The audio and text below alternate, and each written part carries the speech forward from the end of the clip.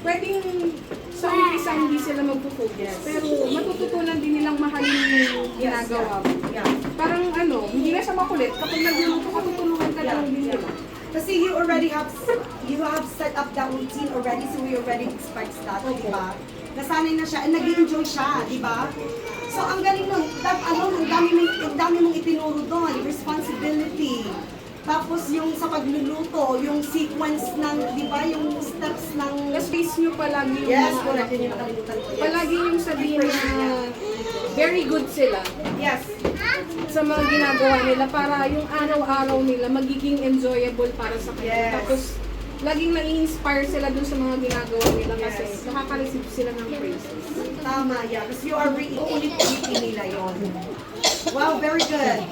Thank you so much. Yeah. Ang saya. Sino pa gusto?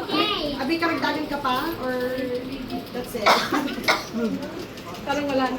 Yeah, pero ang galing nun. Yes. Thank you so much for sharing, Rio. Sino bang gustong mag-share ng experience nila at kung sino rin yung may katanungan?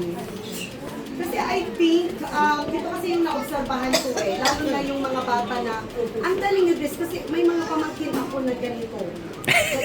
Wala sila dito. Ayun o, may isa doon. Hindi, alam naman nila hindi ito sikreto, di ba? Like, parang, just like what I said, we are not trying to blame anyone here. Because I think this is a major problem naman with everyone, di ba? I think, kung talagang meron po tayong ganun na issue with our kids, di ba?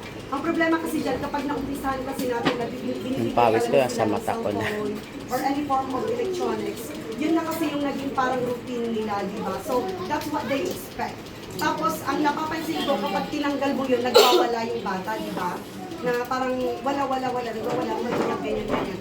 Tapos, pag ibinigay ulit, then you are just pretty much reinforcing the bad behavior. Kasi sabihin ng bata, ay naku, magwala-wala lang ako, ilabas ko lang yung butod ko, ganyan, di ba? Na parang tuslak